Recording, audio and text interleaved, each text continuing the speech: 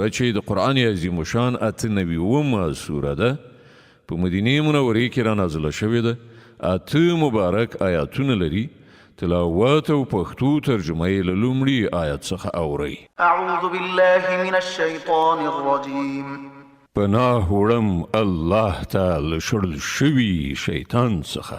بسم الله الرحمن الرحیم. د الله په نوم چې ډېر زیات مهربان پوره رحم لرونکی دی. لم يكن الذين كفروا من أهل الكتاب والمشركين منفكين حتى تأتيهم البينة رسول من الله يتلو صحفا مطهرة فيها كتب قيمة.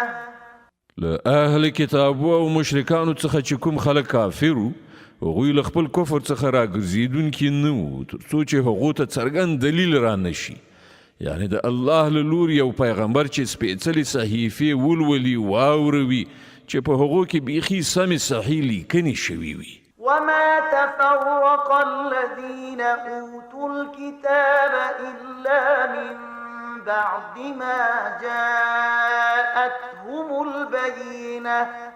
کومو پخوانیو خلکو ته چې کتاب ورکړل شوی و په هغو کې بیلتون رانغی، مګر وروسته له هغه چې هغو ته د سمې لارې څرګند بیان راغی.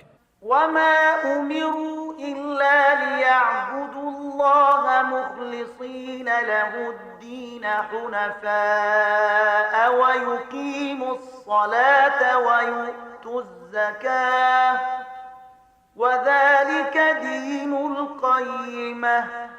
او هغو ته پرته له دې بل هیڅ حکم نه ورکړی شوی چې د الله بندګي وکړي، خپل دین د هغه لپاره په خالص ګرځولو بیخي په یوه لاره لوري شي او لمونځ قایم کړئ او زکات ورکړئ. همدا ډیر زیات سم صحیح دین دی. إن الذين كفروا من أهل الكتاب والمشركين في نار جهنم خالدين فيها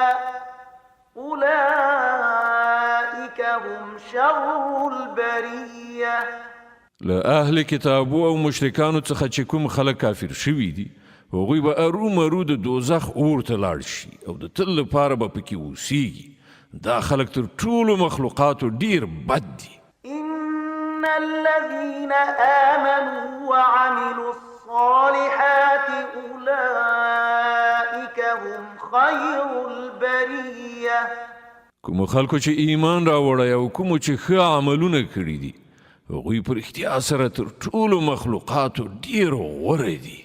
جزاؤهم عند ربهم جنات عدن تجري من تحتها الأنهار خالدين فيها أبدا رضي الله عنهم ورضوا عنه ذلك لمن خشي ربه.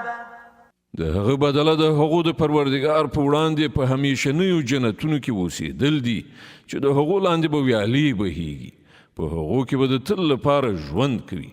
الله تعالی له هغو نه راضي شوی او هغوی له الله نه راضي شوي دي. دا ټول د هغه چا لپاره دي چې هغه له خپل پروردګار نه ویره کړې وي. صدق الله العظیم. الله ستر رښتیا ویونکی دی.